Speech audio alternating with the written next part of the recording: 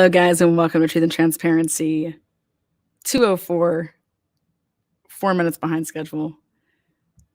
Damn worth the 4-minute wait. Again, welcome, members, subscribers, the moderators. Thank you guys for being here. Gonna let those notifications click in.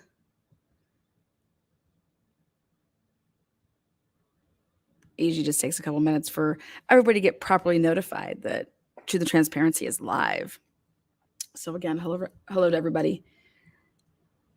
Thank you very much, all the new people. Damien, I'm new. Love this channel. Keep up the awesome work. Thank you so much. Might drop in. New Orleans lady. Thank you guys for being here to mod. What is up, TN? Oh, the new me. Long time no see.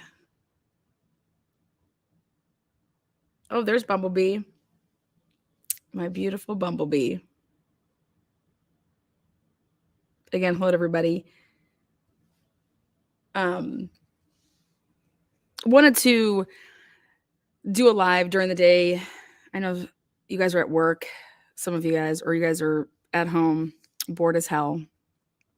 And who wouldn't want to listen to my voice in their ears while they sit at a desk and type away and finish reports for their bosses, right? So I got you covered. But I really wanted to focus on some key dates and these 10 pieces of evidence being submitted. And so what I did is I made a video, and it's a 12-minute video. And what it does is it basically breaks it down. And I will be talking behind the video. And then I'll upload this video separately so that people that want to know about what's going on and not have to watch the whole live or anything like that, they can just have the bomb diggity facts. So it's 6:05 a.m. here. Well, in that case, hopefully you're starting your day off right here.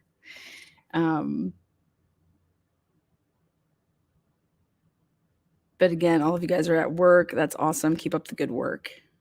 I'm right here working for you guys as well. This Friday night, it's 8:30 Eastern time. My time, it's 7:30 Central time. I will be on the Drunk Turkey Show.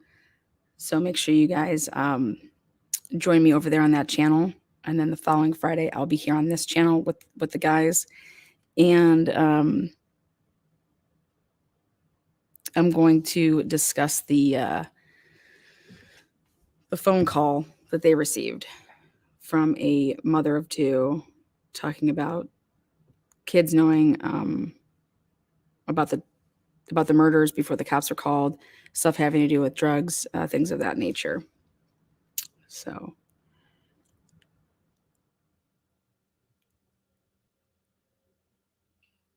oh, good job. Way to find them. Yeah, so do me a favor, and if you're here, go ahead and make yourself known by thumbing the video up or down.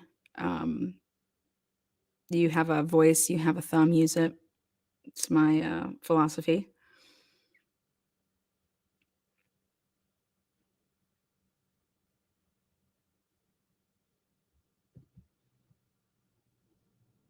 We got somebody from Italy. That's awesome. And yes, I did receive your email there, Christine, about a restraining order from a previous tenant. Those restraining orders are not easy to get your hands on. Those are really private. So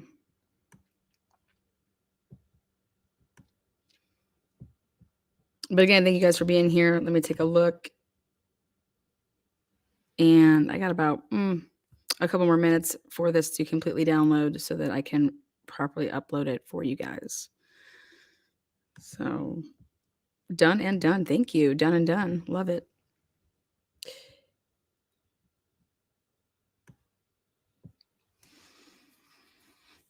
Nope, there we go. So we're taking a ride in someone's car. You get to take a ride with me today to get to my grandbabies from school. Well, that's good. Nothing better than having grandbabies around. Thank you there. Hi, Landa. Great work. Love watching you. Um, again, nobody has a restraining order or anything like that. It was an email that I received. So I don't talk about things unless I verify all that good stuff. So I was commenting to Christine, who had asked me um, about a rumor.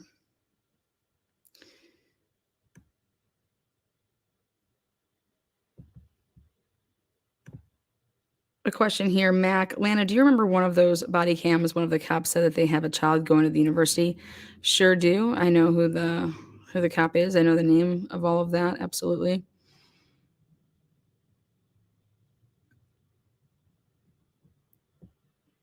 Yeah, thanks, Aaron. Best chat ever. You know it.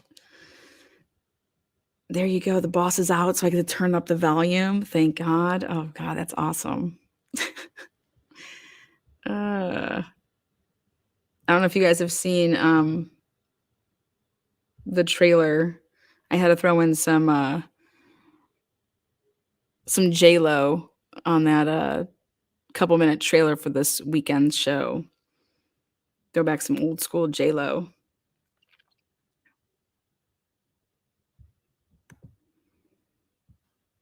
I'm a huge fan of music, all types of music.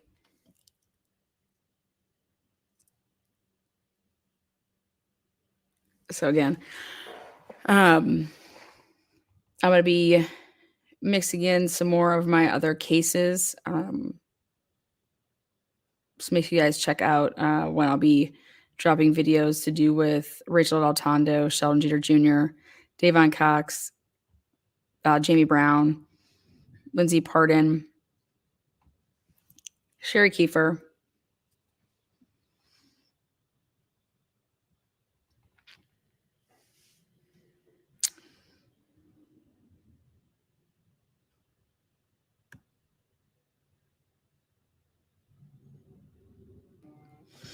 Let's see. My phone just goes buzzing all day. Buzz, buzz. Oh yeah, and merchandise, you guys. These hoodies and these hats and stuff. Um, they're coming out. So you guys are also going to be able to follow me on Twitter. Um, I just got a lot of new things in the works, so um, it's a lot of work behind the scenes. So I don't get to be live 24/7. I don't have this badass army of 15 people behind me doing all this stuff. So, but I do have the help of my moderators and a special thanks to Maple Beeve and Bella. Um, by the way, I named Maple Beeve. So it's Canadian Mama, but I call her Maple Beeve. So that has to just make sure that's known. Lana, you need to come out with some notebooks we can follow along. You know what? I think I'm going to put binders in the merch section so you can get a binder. Um, wouldn't that be just special for you guys to follow along? That way you can print off your own stuff and, hey guys, turn to page. We're going to be discussing this. Maybe I'll come out with because I am going to be in Idaho, so maybe I'll do an Idaho binder. Um,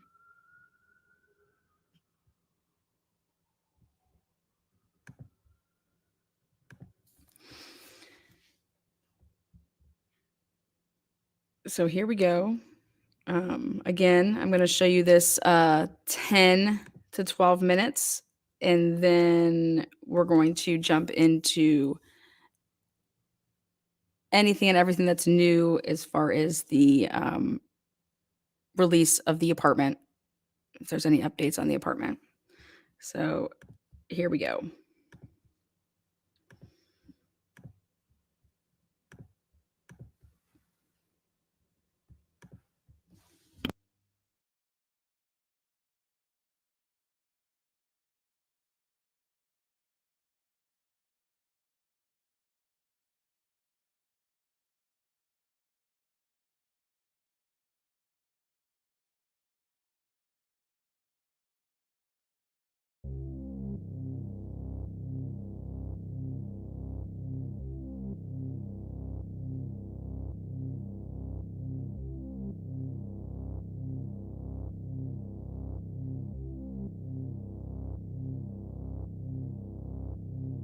On November 23rd, 2022, there were 103 pieces of evidence submitted to the lab.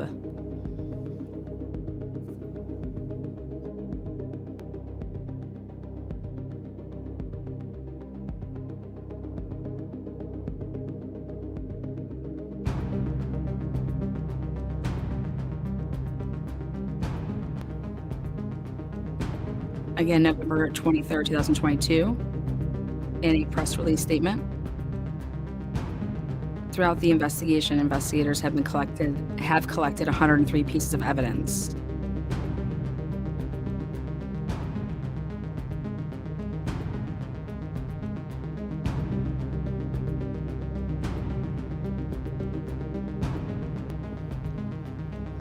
Then on November 25th, 2022,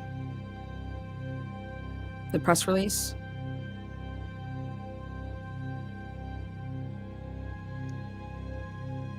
To date, 113 pieces of physical evidence have been collected and sent to the Idaho State Lab.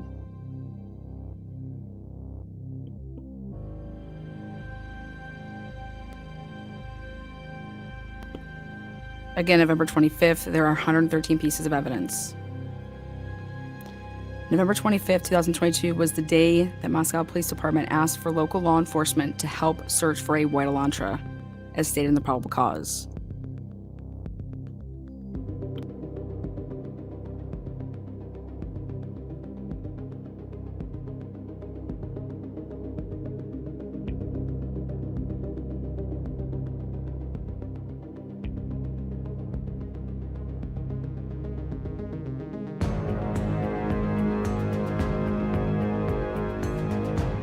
There it is on November 25th, 2022. MPD asked area law enforcement agencies to be on the lookout for white Hyundai Elantras in the area.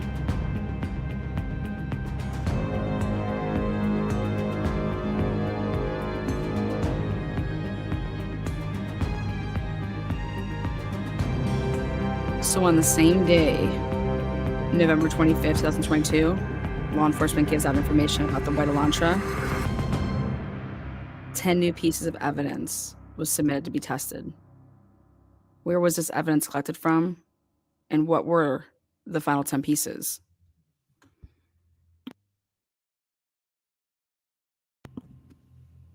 Then, in the middle of the night on November 29th, 2022 at 12:28 a.m. and again at 12:58 a.m., two different WSU officers locate Brian Kohberger's 2015 white Elantra.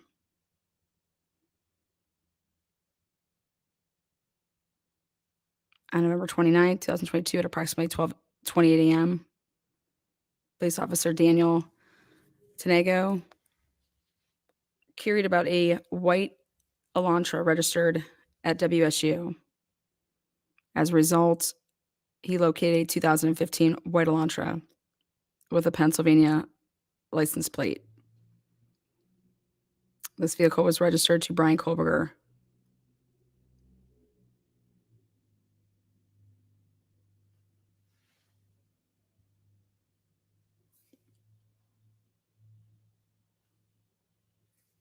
It is important to note here that as the last camera location that picked up the white Elantra was approximately 3/4 of a mile from the intersection of Stadium Way and Cougar Way.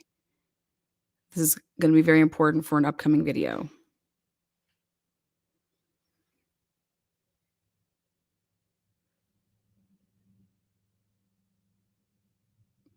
On the same day, on November 29th, 2022, the Moscow Police Department relocates the victims' cars.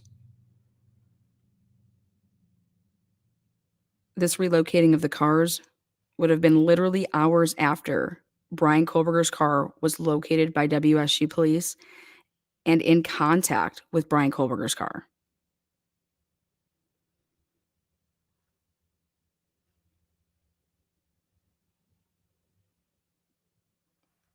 Here's the press release, November 29th, 2022. Today, as part of the ongoing homicide investigation and original search warrant, detectives relocated 5 vehicles from within the police perimeter to a more secure long-term storage location to continue processing evidence.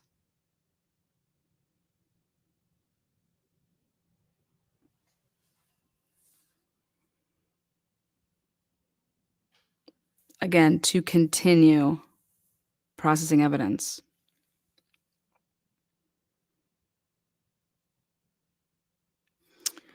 Who was involved with the victims' cars being transported? Curious to know if the cars remained on a camera 24/7 once they moved, and curious to see what they say was found after the cars were moved. Because according to the updates by the MPD, 113 pieces of evidence hasn't grown.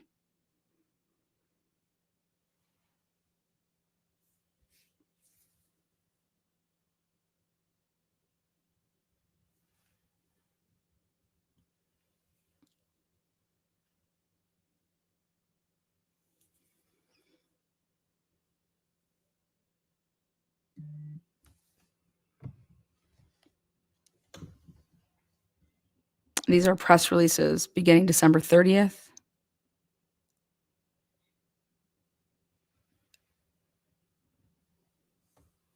And Truth and Transparency went through December 30th all the way to January 3rd, as well as all the way to December 20th. Went through all of them. On December 29th, no new suspect.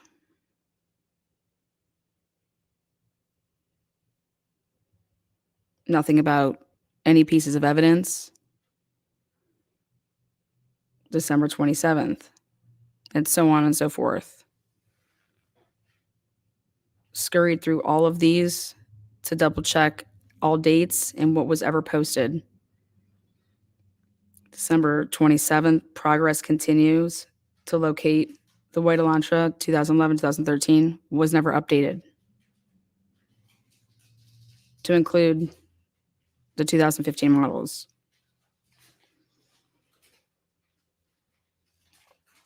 They have identified over 22,000 vehicles.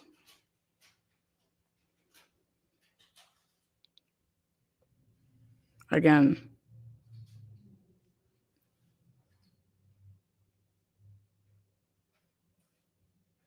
December 24th, 2022.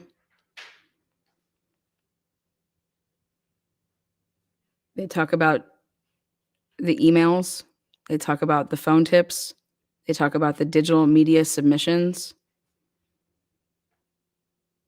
But they never talk about any pieces of physical evidence.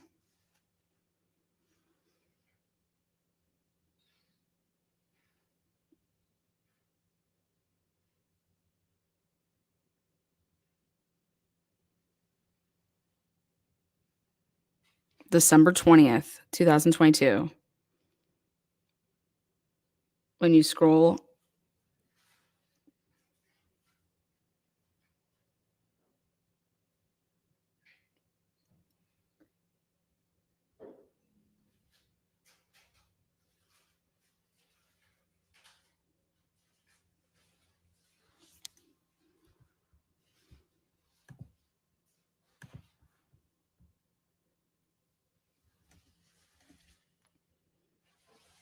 again, 250 interviews is mentioned. Nothing about physical evidence, and that is on December 20th. TNC searched all the press releases from Moscow Police Department between January 3rd, 2023 and December 20th, 2022.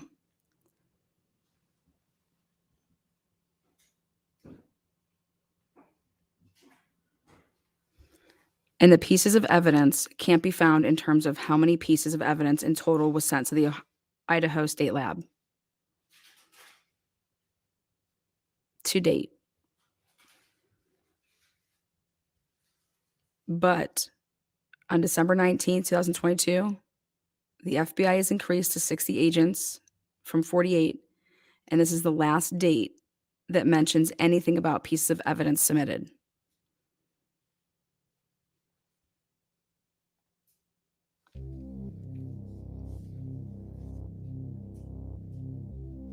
December 19th, 2022.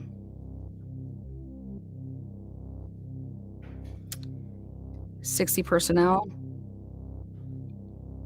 is up there from 48.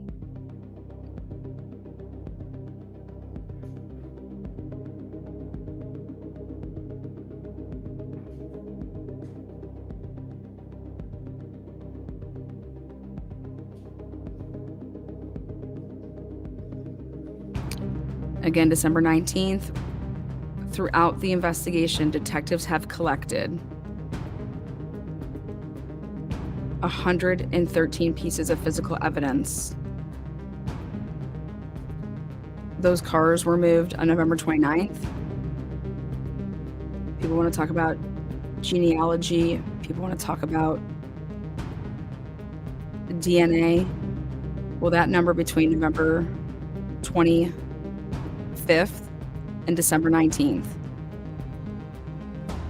And to date, we know it is 113. Again, December 19th is the last update with an actual number of total pieces of evidence sent for testing. This is going to be important for both sides when answering questions pertaining to the investigation as to when they received what evidence and sent for testing. Brian Kohberger's car on November 29th was found in the early morning hours. And on the same day, all of the victims' vehicles were moved. Between November 29th and December 19th, nothing was sent for testing, according to the Moscow Police Department. Again, this is Home Team Productions, executive producer Lana Riani, Truth and Transparency. If you like the deep dives, if you want the truth, if you want the facts, subscribe, consider becoming a member.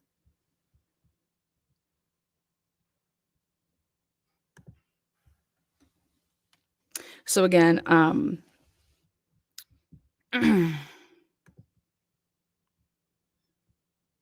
this is nothing to do about theories. This is, I'm showing you guys the facts on dates of when everything was transpiring, when everything was happening. So again, now let's take a look to see if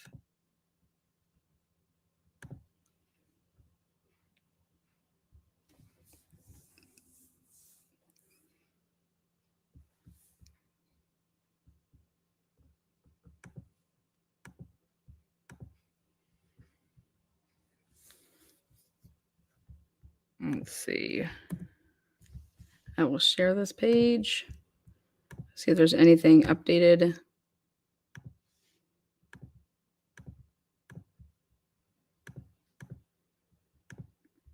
This is the case of interest.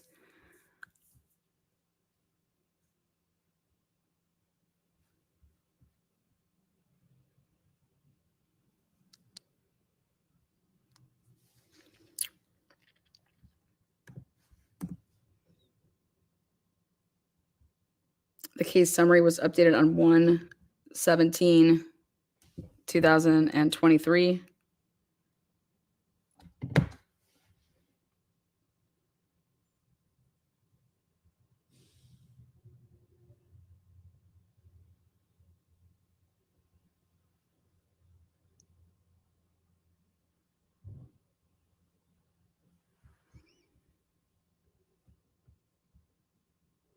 These are your official dockets.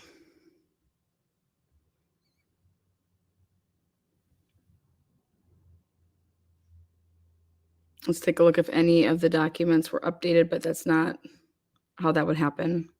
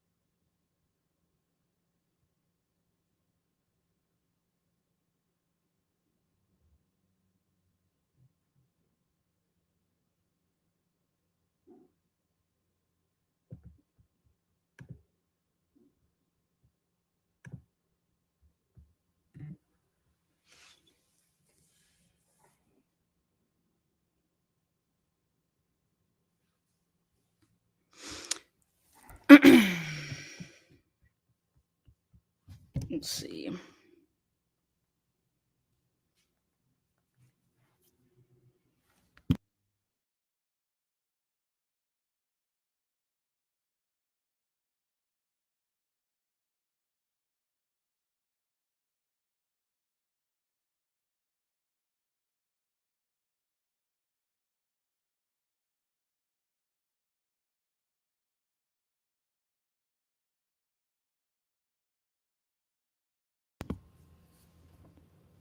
According to the Idaho Judicial Branch right now, nothing has been added.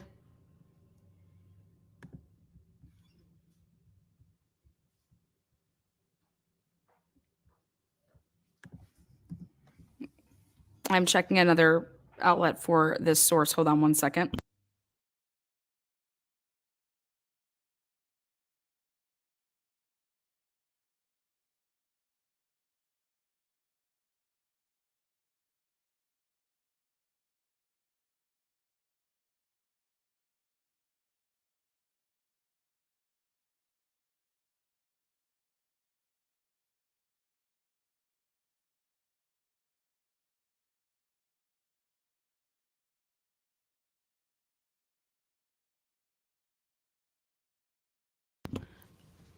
Again, the 10 new pieces of evidence was between November 23rd and November 25th that nobody has been talking about. So, Yeah, it's a search warrant.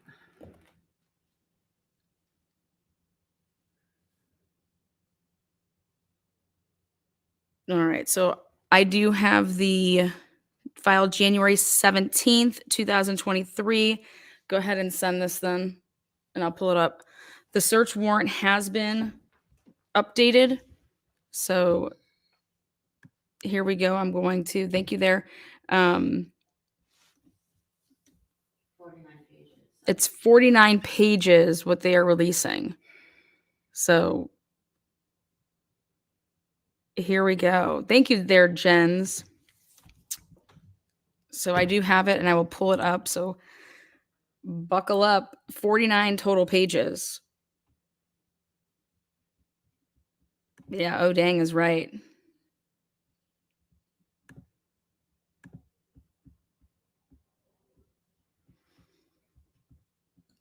The paper that this Just so everybody knows, the way that I do my channel, I'm not all about oh, I have to have something first or anything like that. What I do is I actually dissect and break it all down so that the information that you guys are getting is the facts.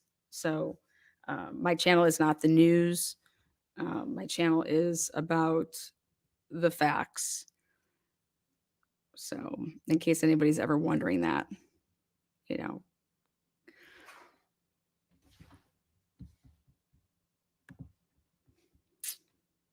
Did you get it? Yeah. All right, so we got 49 pages here. I'm going to share this on screen if you guys are able to watch.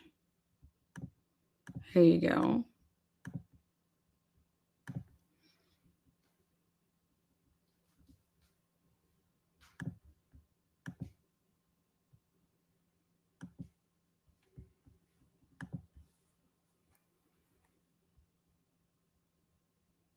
Oh my God, I definitely can't work right now. I know Jackie's like, oh God, I'm going to have to take a lunch break.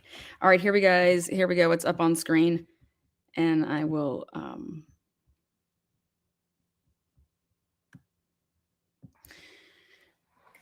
right. These warrants were issued and served in Washington State because a suspect in the crimes resided and worked here during the time of the murders. These warrants and associated applications were sealed due to the sensitive nature of the investigation at that time. Since then, an extensive probable cause affidavit has been unsealed. Again, this is signed and dated January 17th, 2023.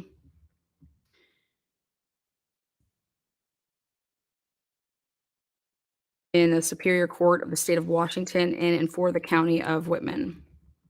Motion and order for original search warrant and search warrant application to remain sealed, but a redacted version be provided for public release. So this is a redacted version that was signed to be released to the public. I am reading it here for the first time with you guys, so I do not have, as far as me knowing anything, I'm reading it right here with you guys.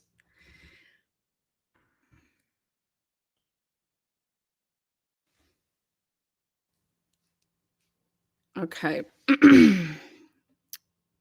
The Washington State Constitution recognizes that victims of crimes have rights.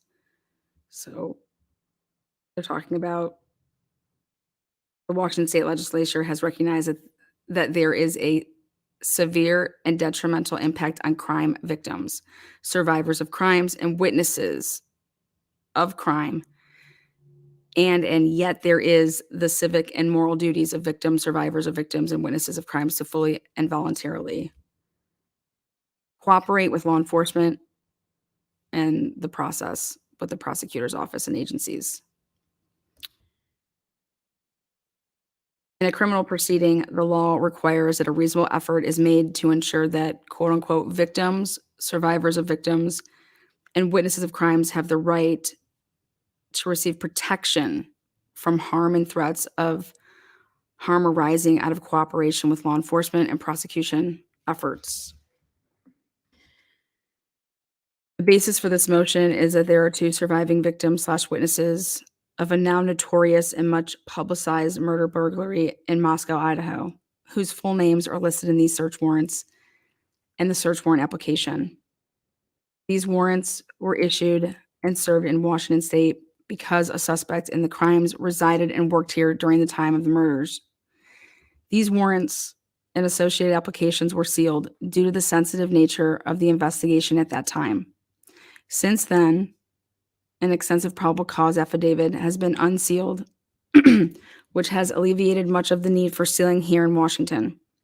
But the documents filed in Latah County have not disclosed the surviving victims' names, only their initials. These victims should have the level of protection that can be provided by having their initials substituted for their full names in the search warrants and search warrant applications, which become publicly available for the courts or from this court.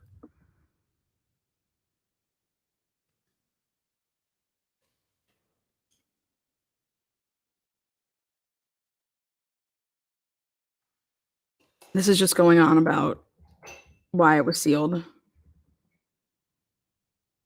The order. It is ordered that the search warrant and application for search warrant already filed in this matter shall remain sealed, but the state shall immediately file redacted versions of those documents with the surviving victims' names redacted and replaced with initials. I'm going to save some of my voice.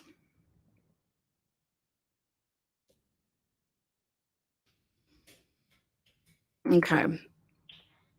To any police officer in the state of Washington upon the sworn complaint made before me, there is a probable cause to believe that the crime or crimes of murder in the first degree and burglary per Idaho code has been committed in Idaho, and that evidence of those crimes or contraband, the fruits of crime, or things otherwise criminally possessed, or weapons or other things by means of which a crime has been committed or reasonably appears about to be committed is concealed in or on certain premises. In making this determination, this court did not consider the information in the supplemental disclosure, the DNA test, as evidence supporting the existence of probable cause. This court also does not consider the information in that supplemental disclosure to be exculpatory. You are commanded to, number one, search within 10 days of this date the premises described as follows: the apartment located G201,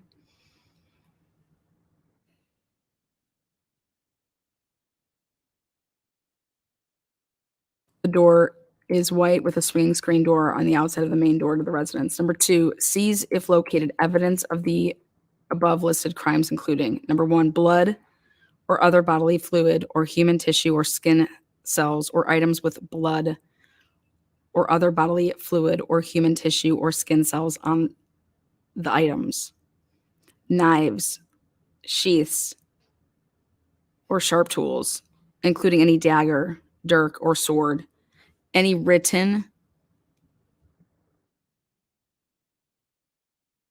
indicia of ownership of same, including sales receipts, Any images, this is number 3, any images, whether digital or on paper or any other format, which shows Ethan Chapin, Kaylee, Xana, Madison, and then the initials, and or the house at 1122 King Road, and or the surrounding neighborhood. 4, the clothing, including but not limited to dark shirts, dark pants, masks, shoes with diamond pattern sole. Number 5 is trace evidence, including DNA from blood or skin cells or other source, footprints, fingerprints, hair, whether human or animal. Number 6, data complications, whether digital, electronic, or on paper or other format, showing an interest in or planning of murder, violent assault, stabbing, and or cutting of people.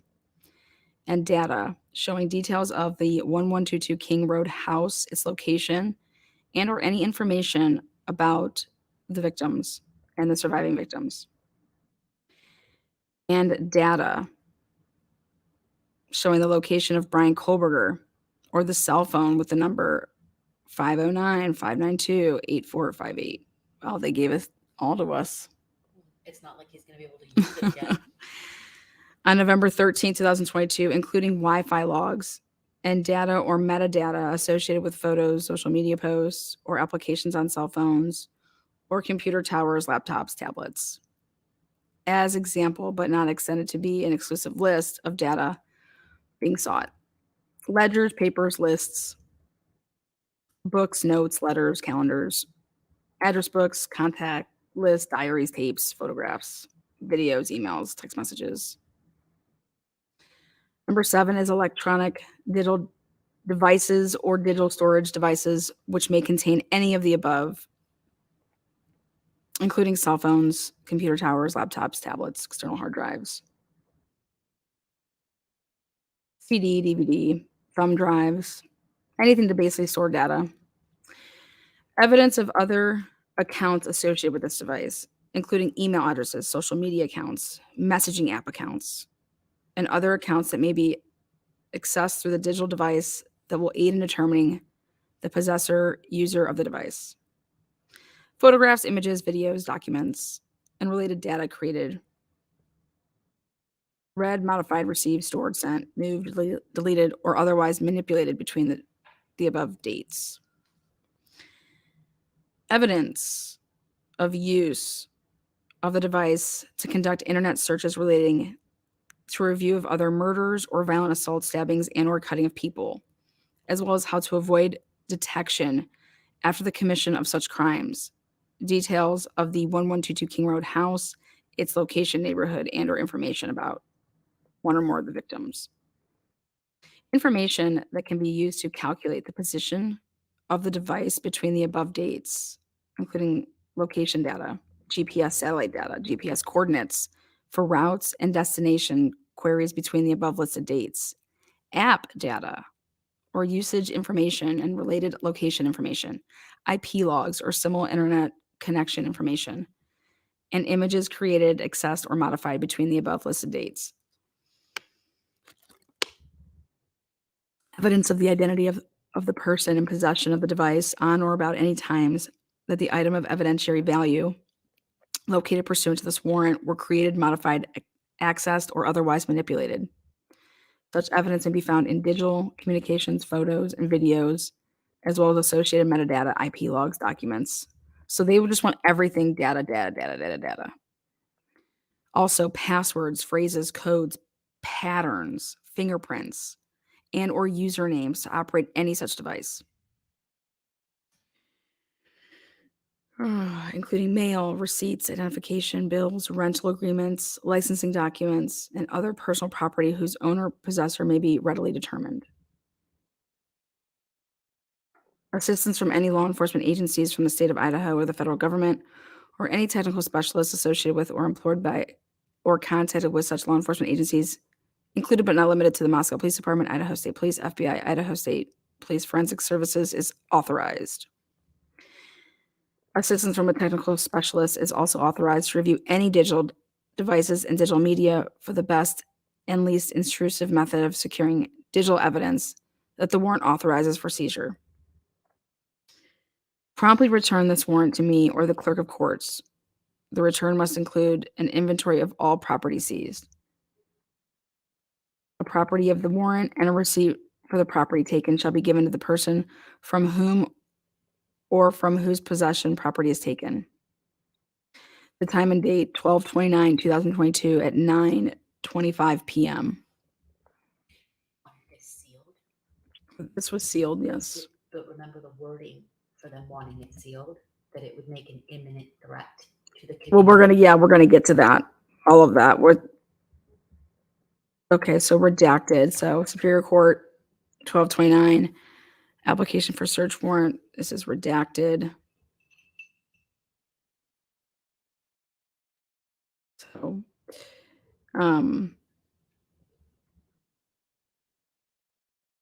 I, Don Daniels, Assistant Chief, declare that I have personal knowledge of the matters herein and am relying on witness statements, information provided to my, hold on.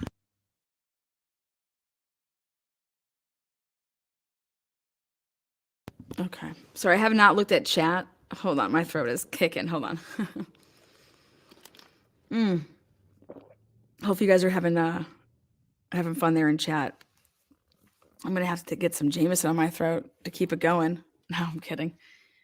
All right, just needed a little water. Hold on.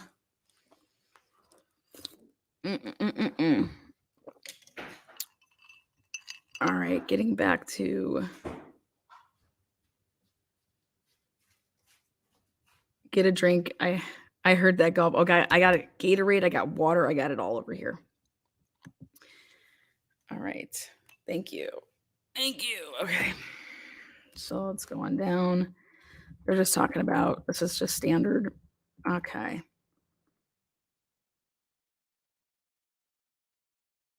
I'm a police officer at Washington State University Police Department. Have been so since 1998.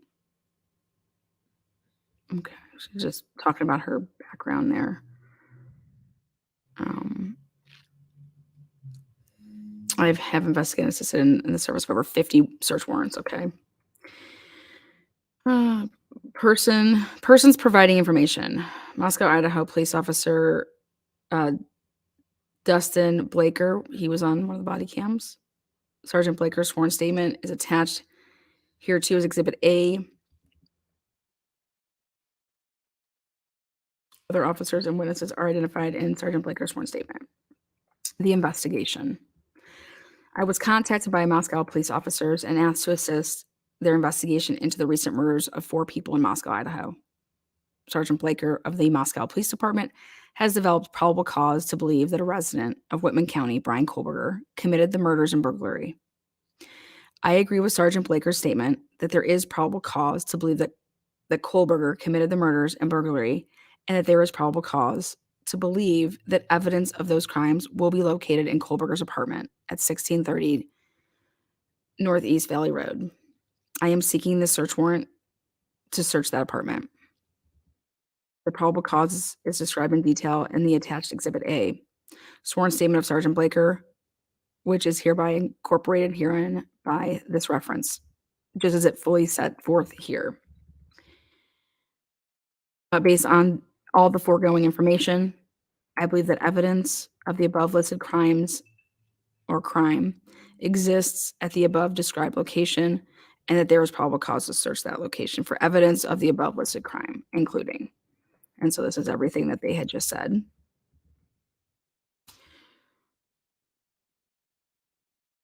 So she basically rewrites everything that he said he wanted. She just reapplies.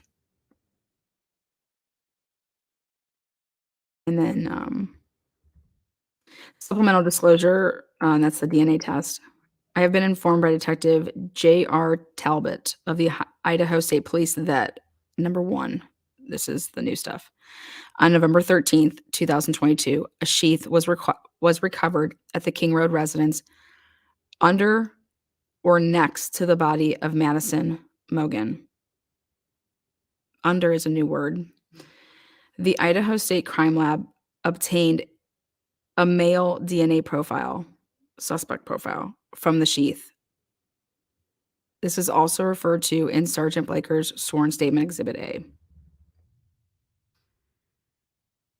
Number 2. On December 27th, 2022, law enforcement officers in Pennsylvania recovered trash that originated from the Kohberger family residence. That trash was sent to the Idaho State Crime Lab for testing. On December 28th, the Idaho State Lab reported that a DNA profile was obtained from the trash. It was compared to the suspect DNA profile. The lab personnel concluded that the source of the trash DNA profile was a male and was not being excluded as the biological father of the source of the suspect profile.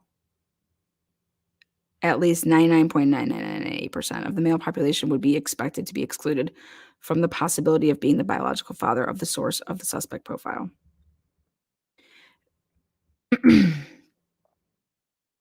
This information is being provided to the court pursuant to my duty and obligation to fully candid with the court. I do not believe this information is exculpatory for the suspect. However, if the court believes it is exculpatory, then the court should consider the supplement disclosure in its evaluation of the existence of probable cause or lack thereof. But I am specifically asking the court to not consider the supplemental disclosure as evidence supporting the existence of probable cause. So right here, she's basically saying, we want you to consider giving us this probable cause without the DNA. They do not want the DNA to be used. That's crazy. In considering to give the probable cause. And it's because I believe, and I'm just going to go ahead and say it, that there's an issue. So, again, but I am specifically asking the courts to not consider the supplemental disclosure as evidence supporting the existence of the probable cause. The reason for this request is that if the DNA test results are held inadmissible at some point, such a ruling would not impact the finding of probable cause for this warrant, so long as this court is satisfied as to the probable cause regardless of the DNA test result. Boom. And that's what I was just about to say. And that was a smart move on her part.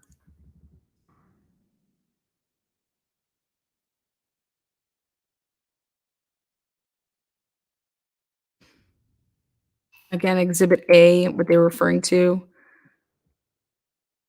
The below information is provided by Sergeant Dustin Blaker. And it's just his credentials. Right here, though, on November 13th, 2022, at approximately 4 p.m., Moscow Police Department, Rep Payne and I responded to 1122 King Road. So they didn't get there until 4.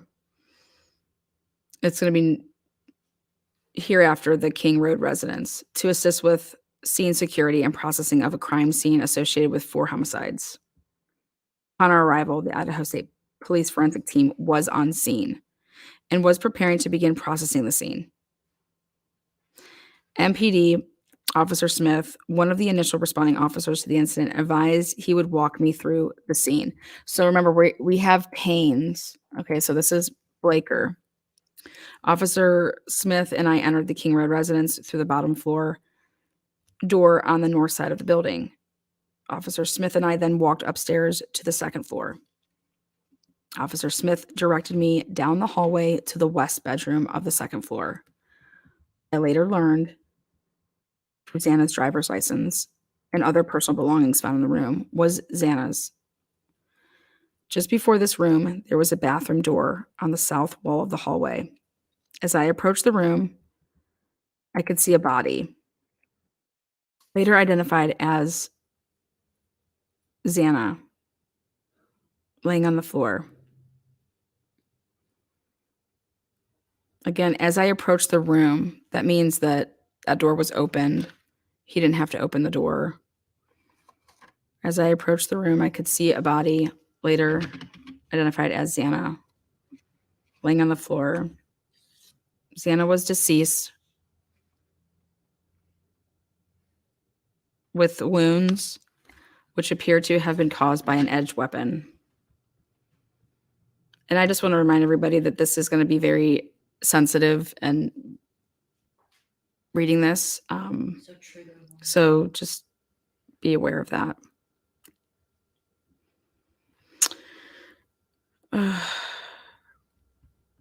Okay.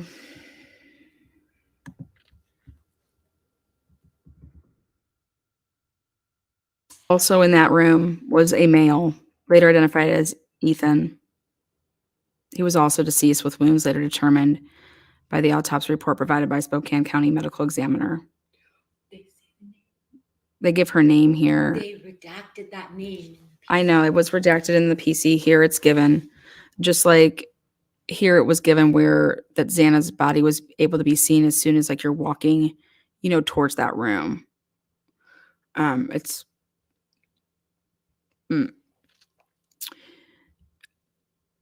again, the injuries were to be caused by sharp forced injuries. Sharp forced injuries. I then followed Officer Smith upstairs to the third floor of the residence. The third floor consisted of 2 bedrooms and 1 bathroom. The bedroom on the west side of the floor was later determined to be Kaylee Gonsalves, hereafter Gonsalves. I later learned from review of Officer Noon's body cam there was a dog in the room when Moscow police officers initially responded. The dog belonged to Kaylee and her ex-boyfriend, Jack.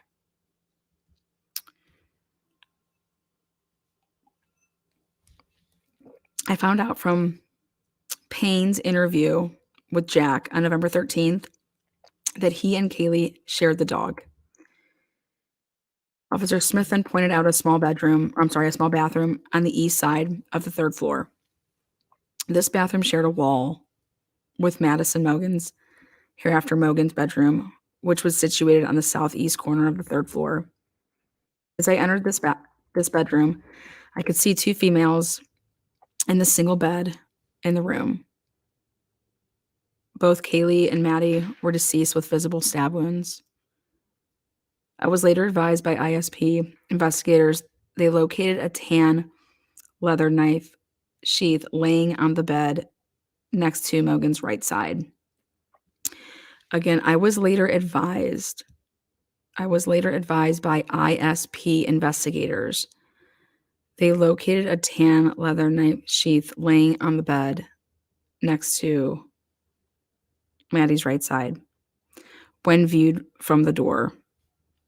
The sheath was later processed and had KABAR USMC and the United States Marine Corps Eagle Globe and anchor insignia stamped on the outside of it.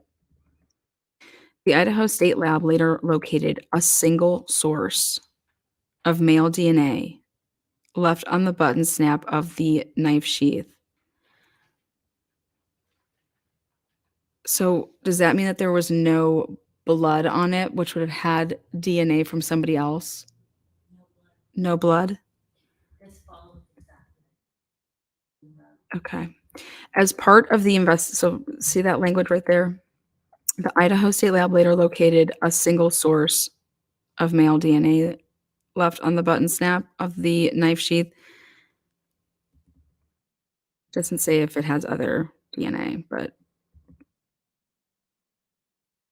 as part of this investigation, numerous interviews were conducted by the Moscow Police Department, Idaho State Police detectives, and FBI agents. Two of those interviews included BF and DM. Both BF and DM were inside the King Road residence at the time of the homicides and were roommates to the victims.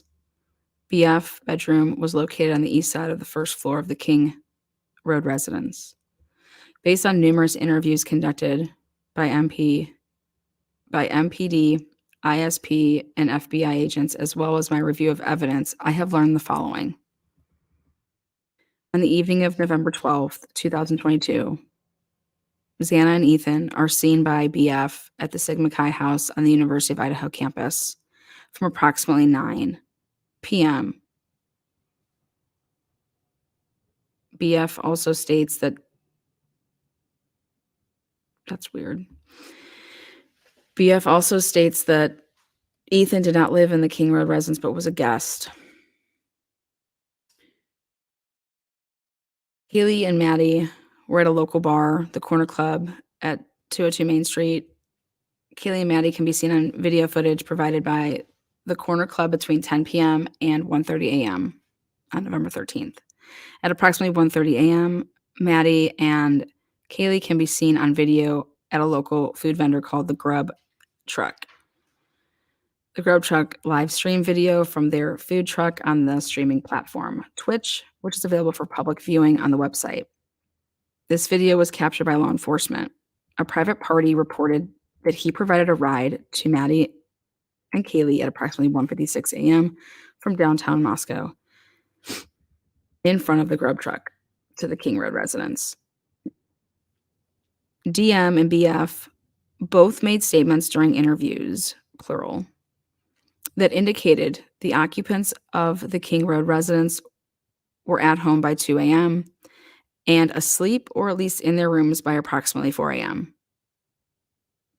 This is with the exception of Xana, who received a DoorDash order at the residence at approximately 4 a.m. Law enforcement identified the DoorDash delivery driver who reported this information.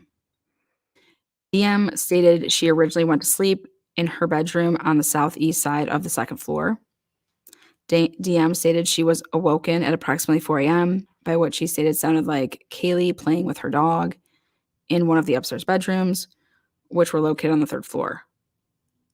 A short time later, DM said that she heard who she thought was Kaylee say something to the effect of, "There's someone here."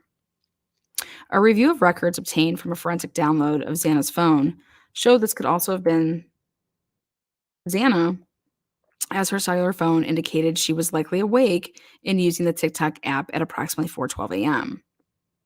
DM stated she looked out of her bedroom but did not see anything when she heard the comment about someone being in the house. DM stated she opened her door a second time when she heard what she thought was crying coming from Xana's room. DM then said she heard a male voice say something to the effect of, "It's okay, I'm going to help you." At approximately 4:17 a.m., a security camera located at 1112 King Road, a residence immediately to the northwest of 1122 King Road, picked up distorted audio of what sounded like voices or a whimper followed by a loud thud. A dog can be heard barking numerous times starting at 4:17 a.m. The security camera is less than 50 feet from the west wall of Xana's bedroom. DM stated that she opened her door for the third time after she heard the crying and saw a figure clad in black clothing and a mask that covered the person's mouth and nose walking toward her. DM described the figure as 5'10" or taller, male, not very muscular, but athletically built with bushy eyebrows.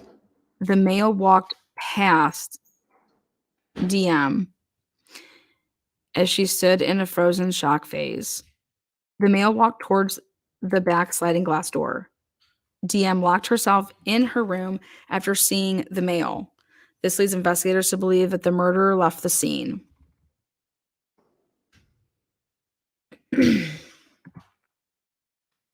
Sorry, guys, I just need to clear my throat again.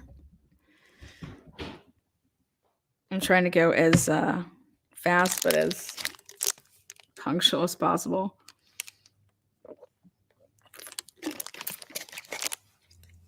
Oh, okay.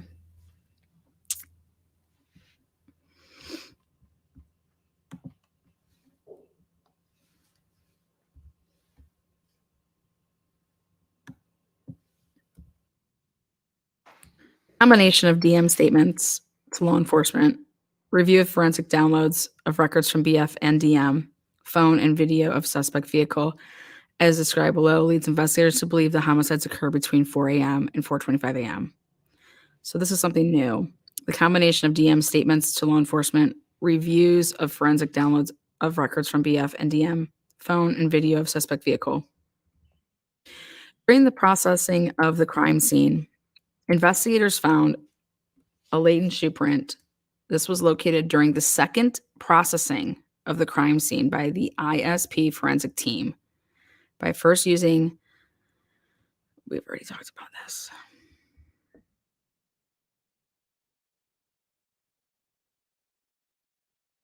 just outside the door of DM bedroom located on the second floor. This is consistent with DM statement regarding the suspect's path of travel.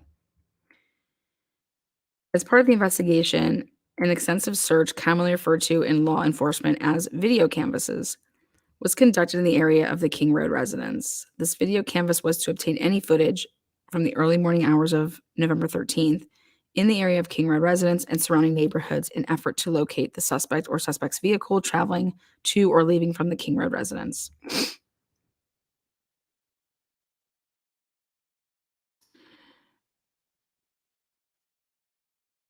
Okay. A review of camera footage indicated that a white sedan, suspect vehicle 1, was observed traveling westbound in the 700 block of Indian Hills Drive in Moscow at approximately 3:26. Again, this paragraph is the same, um, except right here on this video, it appeared suspect vehicle 1 was not displaying a front license plate. That's new. A review of footage from multiple videos obtained from the King Road neighborhood showed multiple sightings of suspect vehicle 1 starting at 3:29 a.m. and ending at 4:20 a.m. These sightings show suspect vehicle 1 makes an initial 3 passes by the 1122 King Road residence and then leave via Walenta Drive. Based off of my experience as a patrol officer, this is a residential neighborhood with a very limited number of vehicles that travel in the area during the early morning hours.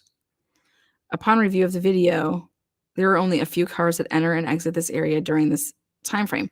See, the issue that I have with this is the same wording that Payne did, and this is supposed to be. I mean, he does say that this is an account of what he's learned, but it's just interesting Yeah. because it's supposed to be like your statements, Later statement. your investigation, and you can say like what you've learned and stuff like that, and where you got stuff from, but. Suspect vehicle 1 can be seen entering the area a fourth time at approximately 4:04 a.m. It can be seen driving eastbound. So this is all gonna be the same.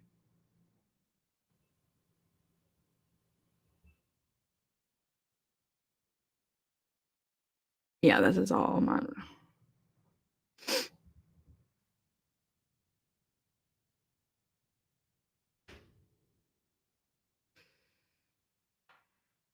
okay. Yeah, this is all stuff that's in in the one that we've been reading over and over. Um,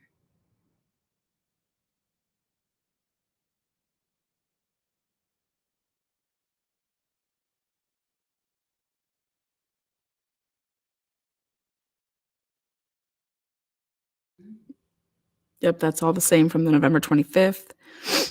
The same day as that. The okay, further investigation. Okay. Yep, that's the same.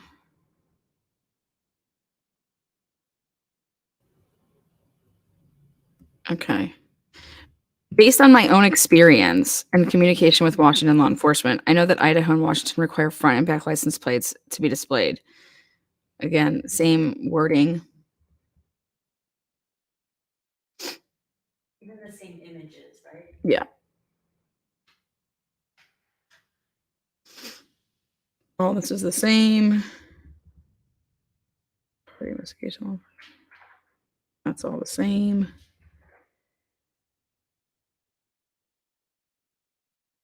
All the same.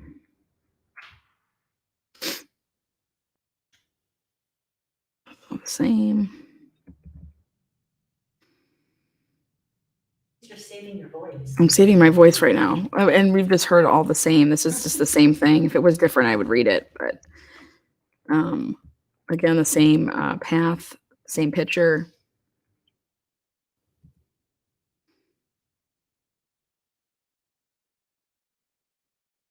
Okay.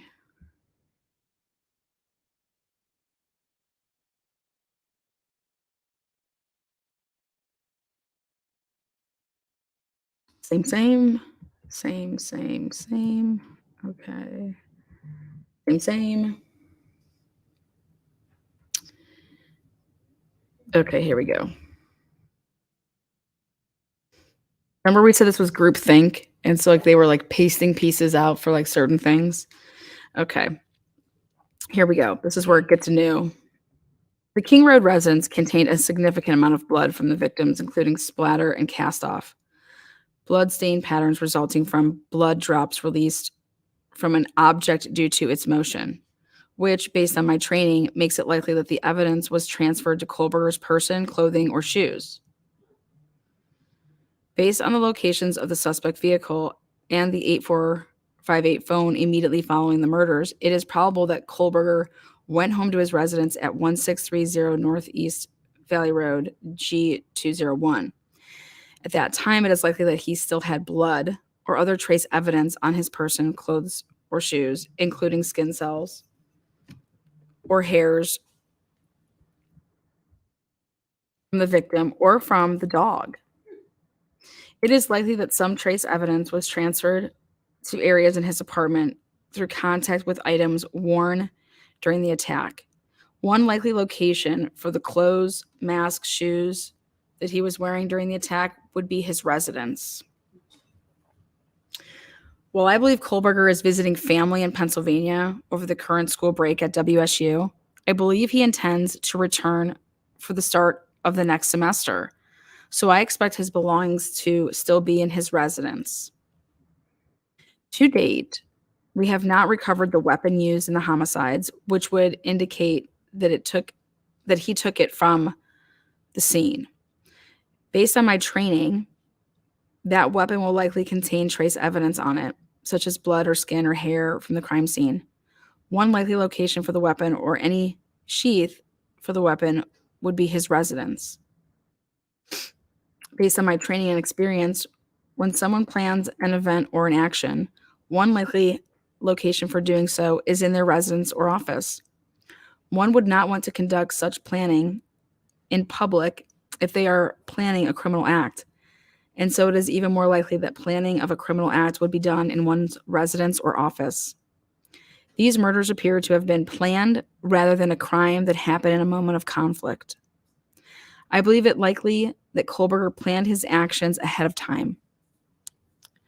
The plans may have included a review of other murders or violent assaults, stabbings, and or cutting of people, as well as how to avoid detection after the commission of such crimes.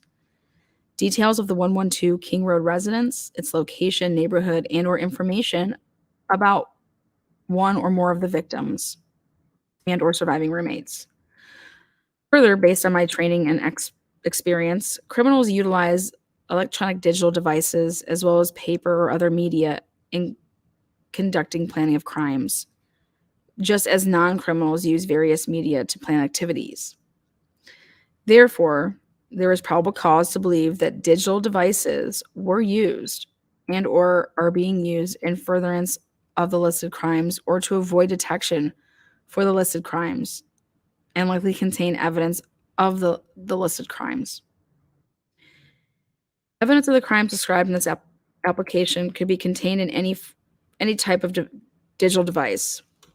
The terms digital device and device include all of the devices capable of capturing and or storing digital data, such as computers and everything that we've been talking about. Data stored on the digital devices and media can be easily transferred from one device or storage media to another. Forensic experts and others with experience in retrieving and analyzing digital data have established the following. Digital devices typically retain some evidence of all activity taken via the device or associated media, and as such could contain evidence of a crime. For example, data, whether stored intentionally or unintentionally, can contain evidence of knowledge, intent, efforts to conceal, sell, or dispose of evidence or proceeds of criminal activity. Accomplice identity, association with victims, or geographic location of the device possessor at particular dates and times. This information can be in numerous forms, such as photographs, address books, blah, blah, blah. Evidence can remain on the device or media for an indefinite period of time after the communication related took place, even if deleted by the user. Information deleted by the user may be recovered by a forensic examiner throughout the working lifespan of the device. Digital data can be found in numerous locations and forms and formats. Evidence can be embedded into an unlikely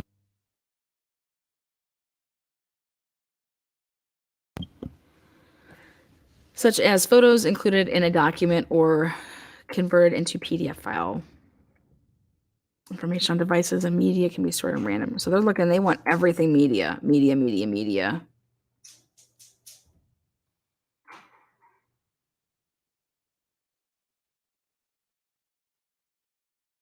Device generated data also includes information regarding the user identity at any particular date and time. So this is just, they're just honing in on, we want it all. There's special software or uses of special settings are usually required for the task. However, it is technically possible to delete this information. Digital devices can reveal clues to other locations at which evidence may be found. For example, digital devices often maintain logs of connected digital or remote storage devices. A scanner or printer may store information that would identify the digital device with which it was used. Forensic examination of the device can often reveal those other locations where evidence may be present. Okay. Yeah, this is all about getting the digital. So, in addition to searching a digital device and media for evidence of the above listed crimes, investigators will need to search both the premises searched and the digital devices for the information. Forensic examiner may also need the following items in order to conduct a thorough and accurate search of the devices, and that was computer hardware, software. Modern digital data, so it's just going on about that.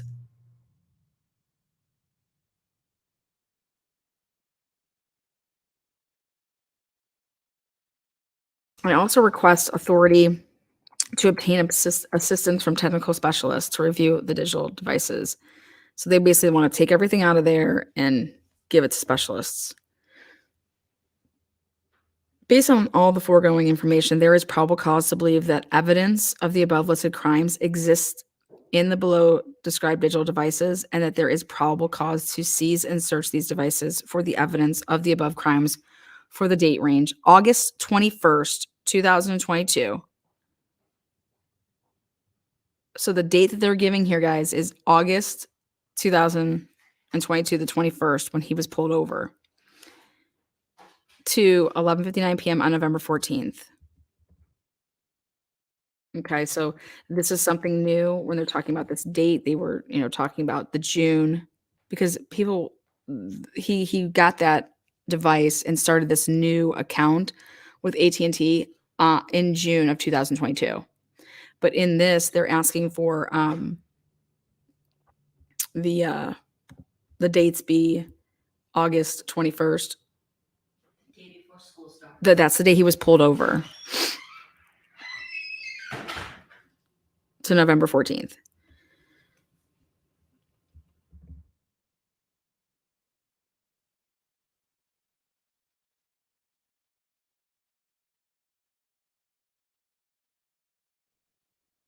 And this is all the same stuff of like what he wants from those dates, which has been listed above. Based on ISP investigators' view of the apartment on December 27, 2002, I know that 1630 Northeast Valley Road is a 3-story multiple occupancy. So talk about that. The door is white. Kohberger has been identified. Okay, here we go. The door is white with a swing screen door on the outside of the main door to the residence. Kohberger has been identified as the occupant of this apartment on leasing documents obtained via subpoena. So they got that first to make sure that was his place as part of this investigation. Investigators have been informed via the postal inspector that Kohberger is the only person receiving mail. This leads investigators to believe he is the sole occupant. Again, based on all of this above information, I conclude that there is probability that Kohberger committed the 4 murders. I have probable cause to believe evidence, exists. And then they lay out the charges. Again, the stuff that they're looking for was already listed above.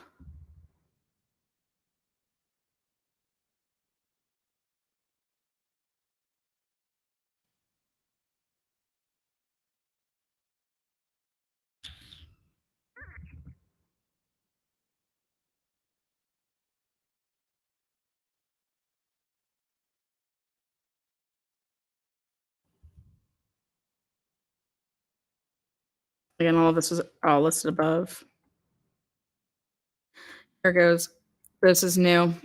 I am seeking a search warrant for Kohberger's office at WSU to search for, again, the same thing.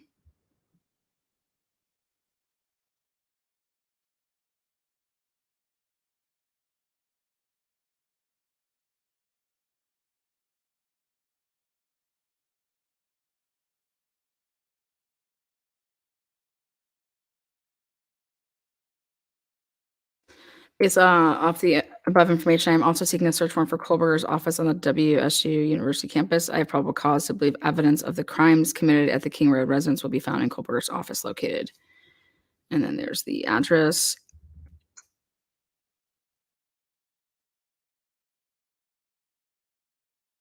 Kohberger has been confirmed to be one of the students who utilizes the office. So, oh wow. Kohberger's office is number 12. Number 12 is a student office shared by Kohberger and 2 fellow WSU students. They just put their names in there. And I cannot pronounce those guys. Chen, I'll say, and Ko. Kohberger has been confirmed to be one of the students who utilizes this office. On December 29, 2022, investigators visited the office in Kohberger's name and on the outside. Based on the above information, I'm also seeking a search warrant for Kohberger's office of the Washington State. It is common for individuals to keep documents. I declare under the personal penalty. And then it was notarized.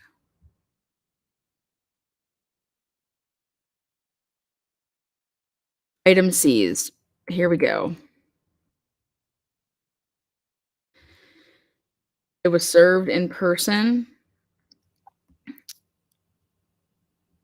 1 nitrate type black glove. 1 black glove. 1 Walmart receipt with 1 Dickies tag. 2 Marshall's receipts. 4 dust container from the vacuum. They took everything that was inside the vacuum.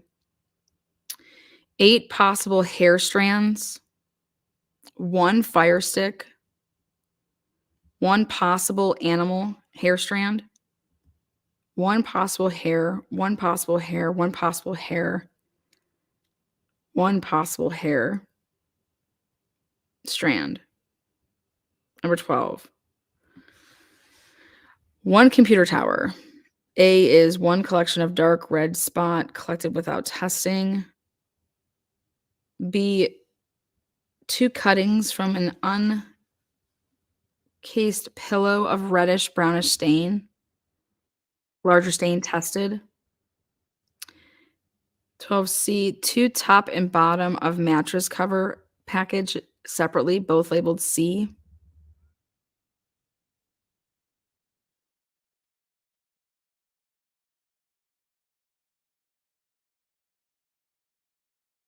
Again, all C's from residents and currently stored at WSU PD. There you go. There it is. What do we think? Again, 1 nitrate type black glove, 1 Walmart receipt with 1 Dickies tag. There you go. That's it. That's it. That's it. That's it. That's it.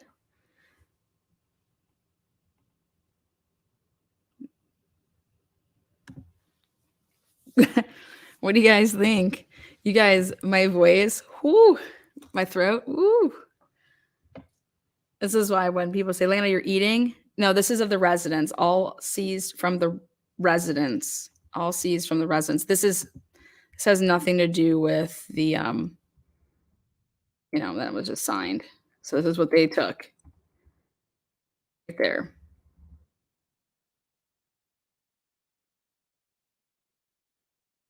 One type black glove, one Walmart receipt with one Dickies tag, two Marshall receipts, dust container from the Bissell Power Force vacuum, 8 possible hair strands, one fire TV stick with cord and plug,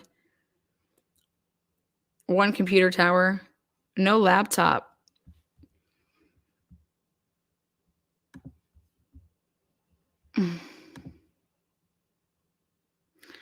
Let's see. Christine says, "How was that so harming to the community?" Well, I'd be pissed if I was Mr. Chen and Co. And now everyone's going to be hitting them up for interviews.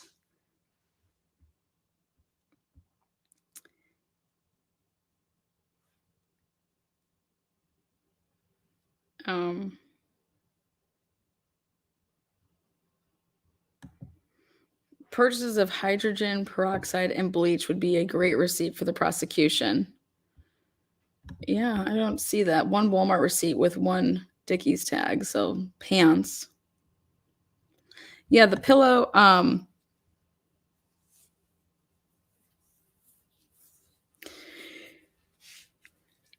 have a feeling that's an old pillow.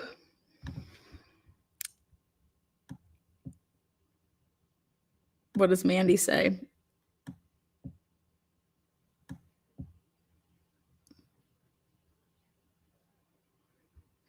Oh, wait, here we go. A Dickie is a neck warmer that is circular and you can pull it up to your eyes while it's still on your neck.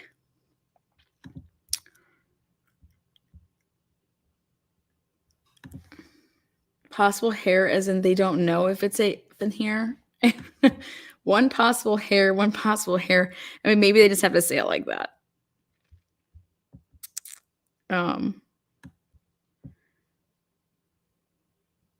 This is his residence. Yes. Yeah, Dickies is also a brand of pants. Exactly. That's what I think it is. Brow warmers. That's funny.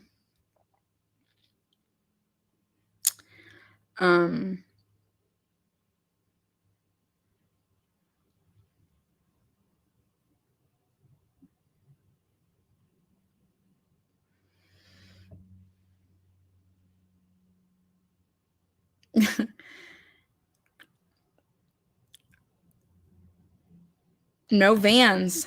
No vans were taken. There's no phones. Okay, guys, how many times do you guys keep your cell phones and stuff, like your old cell phones and stuff like that? All this data that they wanted. Did they take any books?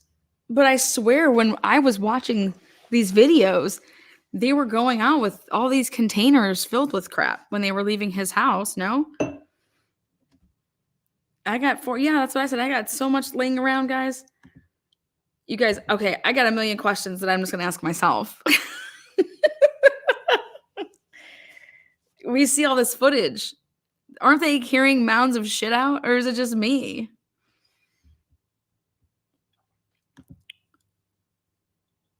Now remember, I don't know what all was seized over there. They have his car. They were at his, he was at his parents. Yeah, he did just move there. You guys, this is what they say. They said this is what they have. This is what caused for a complete, imminent danger. Item seized. So issued by the Superior Court judge. Okay, 12/29. Date served 12/30. served by Assistant Chief Dawn. How it was served in person. Item seized. All seized from the residence and currently stored at WSUPD. And you guys, I'm sorry, but I need Ashley Banfield and crew to run back their roll of B film that they have laying around and start putting up nothing but footage of what was coming out of that apartment. Because this is not what was coming out of that apartment. They had totes of shit. There was totes coming out.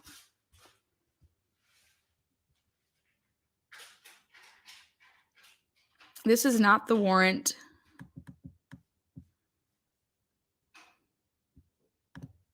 This is not the warrant showing what they were looking for. Oh, yeah, this is the warrant showing what they were looking for.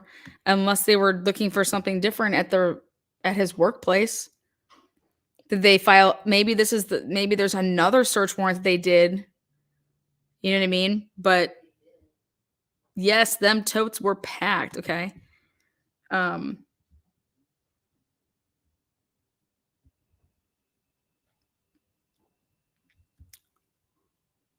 This is what was seized. Yep, this is exactly what was seized.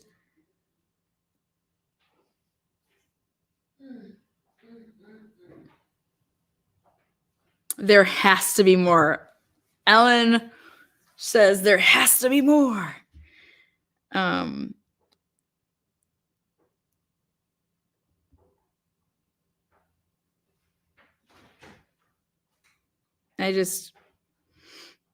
There is one computer tower. They didn't even say they took a screen. They just took the hard drive. I saw that coming out, but I also saw them coming out with totes, I thought. Yeah, with the pillowcase. They don't have much.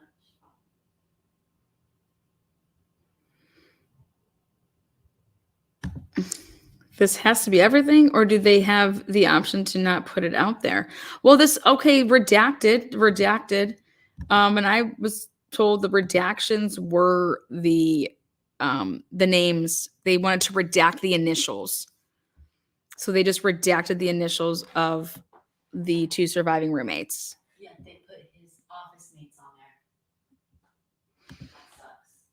I thought their totes had their supplies in it. Well, maybe.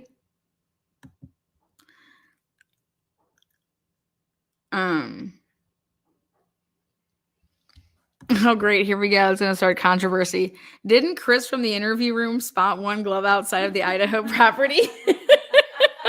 That's going to flare up tons of controversy. It's already controversial right now. People saying that was planted and stuff. And now when it comes out, there's one black glove. Just joined. What I miss? Everything. When you just join late, you miss everything. This is the release of the seized items from his apartment. 49 pages. I'm just gonna hit click and print right now. Do you guys want to hear my printer go?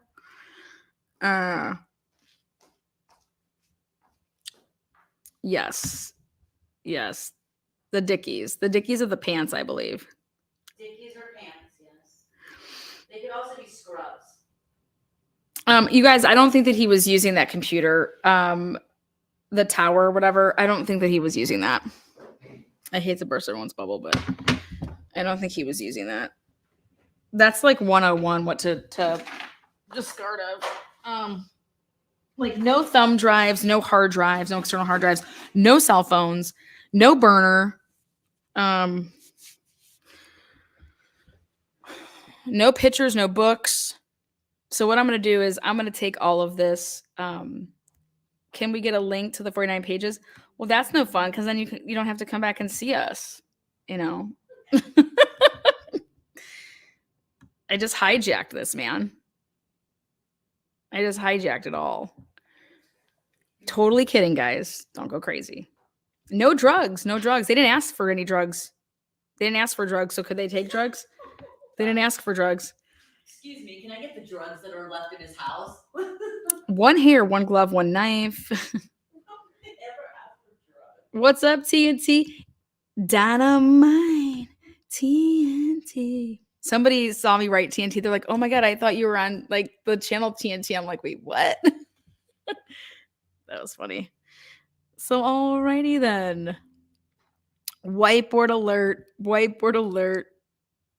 Yes. You guys, Walmart sells everything. So these two Marshalls receipts, they're just not saying like what's on them.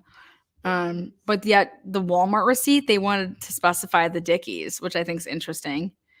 Um, Maybe they were dark Dickies. so that's funny. My house was built in 1850. Imagine the possible evidence in here.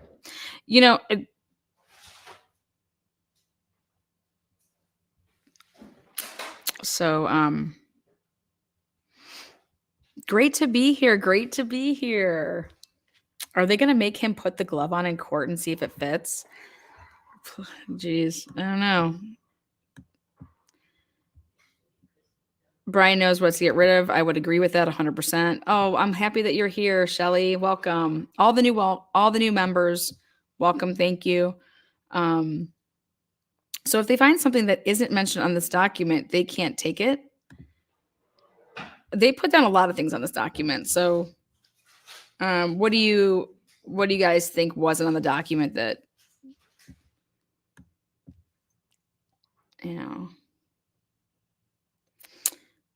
no weapons, no victim's DNA. Well, we got some hair. What happened to the pictures? There's no pictures. There's no books. No binders. But it could be in his apps. This is just from his apartment.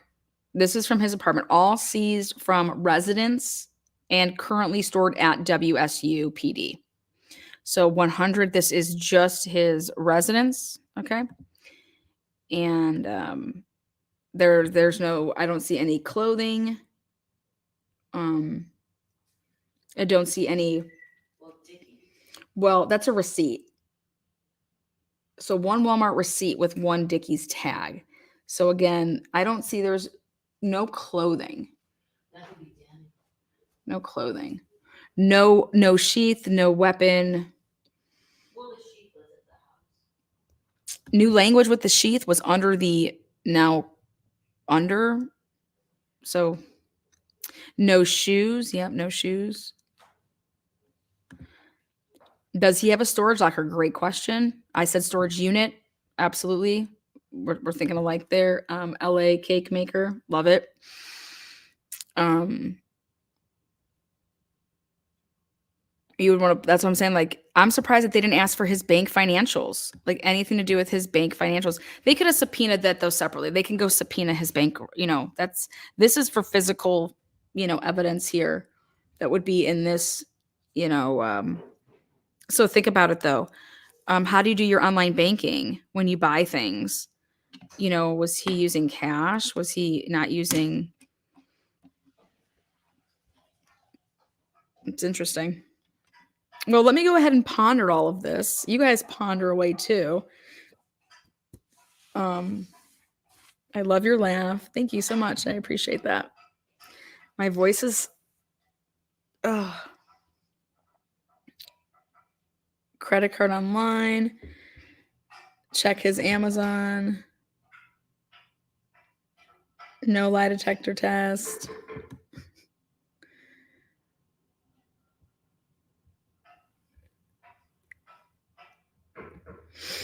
Did they find bleach?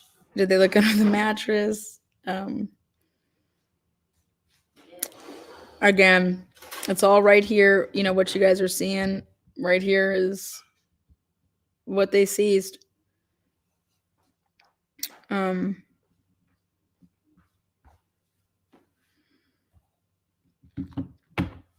So what does dark red spot mean, y'all? Like what? One possible eyebrow strand. One possible hair strand. Here.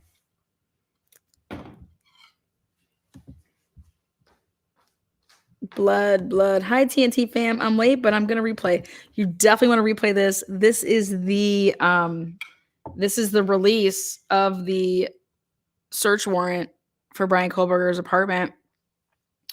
But you guys, this is not what in here is an imminent threat of police. And safety and that Police, what's imminent danger?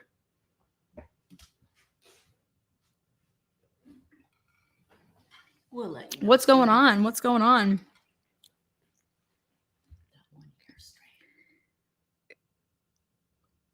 Oh my God, Heather said he had his period.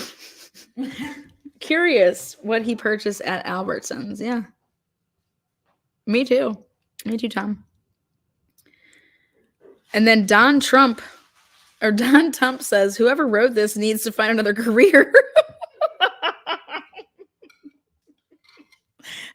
Sorry. Lana, the only danger is dirty cops.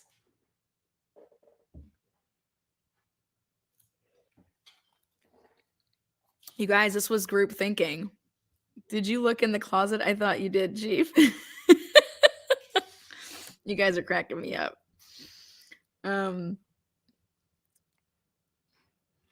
police need to have a press conference where media can ask some serious questions. Yeah,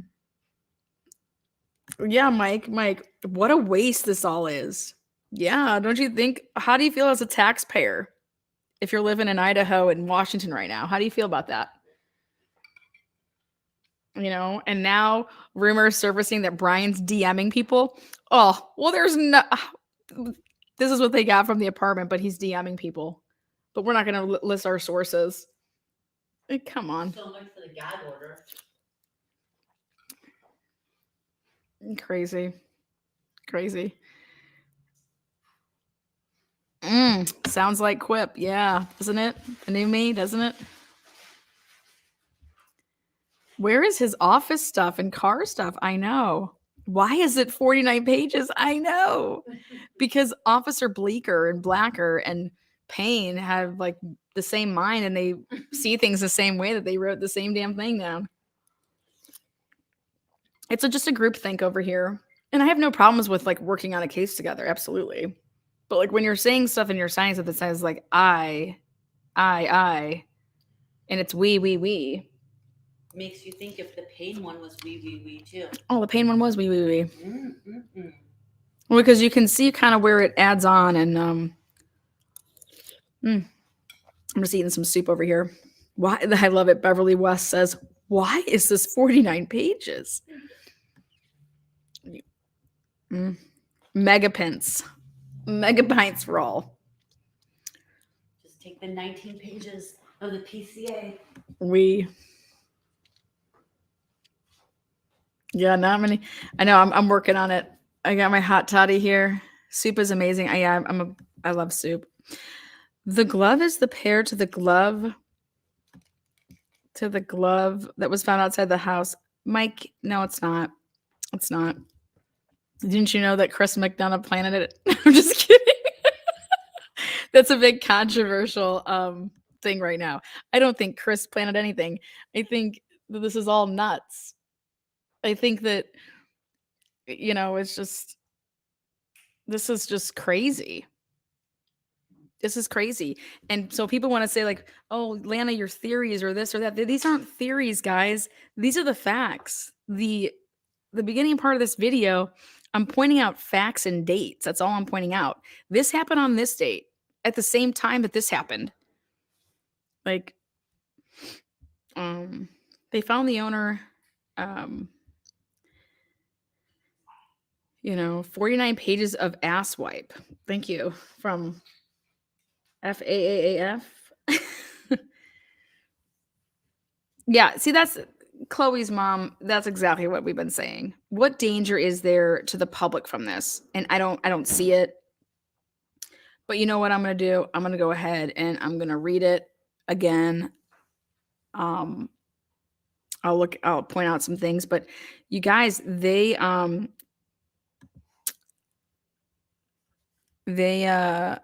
asked to go in there and get the world. And the biggest thing that I want you guys to really take away from this search warrant is they wanted the DNA to be excluded.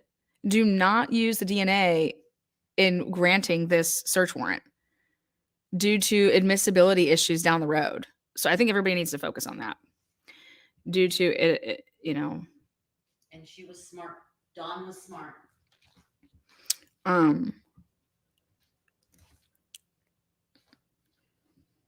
Yeah.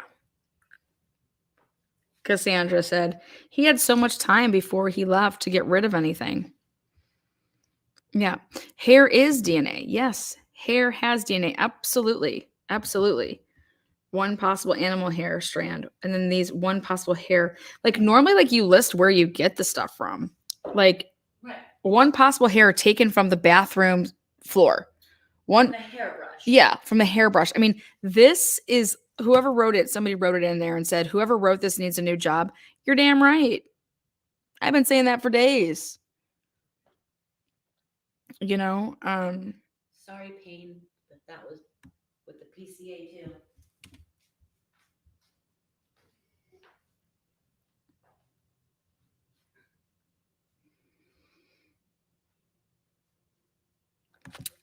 yes, Patricia, absolutely. And then, well, yeah, one possible. So it's very vague. The whole thing is vague from the beginning.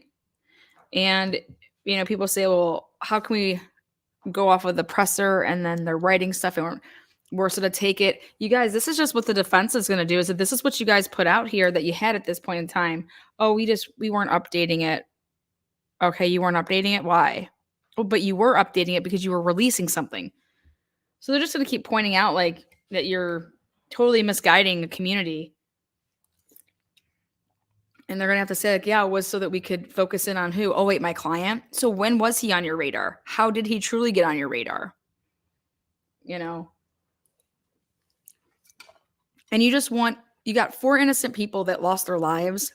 And I just think that everybody should be held accountable. If this was one person, it's one person. But if this was multiple people and this had and there was motive, remember, like this whole isolated targeted attack. Okay.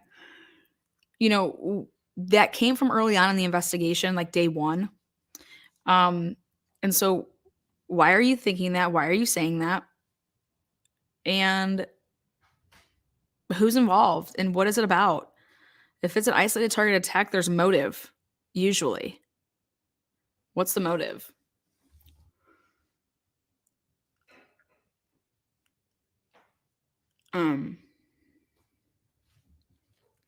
So, we're gonna get down and dirty with this freaking thing. That's funny. Why be so nosy? Chris is going to get so much crap. Did you plant another glove at BKS? I'm joking. That was funny. Yeah. All right, guys. Well, I always appreciate you guys being here.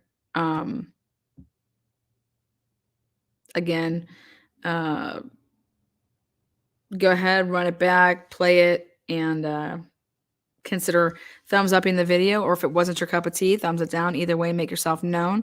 Thank you, moderators, for being here. Again, all the subscribers, thank you. All the members, love you. Thank you. And go ahead and think about it, rewind it, and then tell me what you guys think in the comment section of the video. Let's talk about it. Good question. What do you guys think he was watching on his Fire TV? I'm going to go with Seventh Heaven. I'm gonna go with Mindhunter. I'm going to go with Seventh Heaven, seasons 1 through 7. Eastbound and Down. Eastbound and Down. Oh my God. I introduced Lana to Eastbound and Down last night. Oh my God. I'm like, what is this? So if you've never seen it, go ahead. Kenny Powers. All right, guys. Take care until next time. And then remember this. Oh, Mod Squad. Remember this Friday night, 8:30 Eastern Standard, 7:30 Central. I'll be on the Drunk Turkey show. And then I'll have them back. on my channel the following Friday. 27th. So we got date nights going on here. January 20th and January 27th. It's date night Friday night with yours truly. Bring your favorite drink. All right, guys, take care.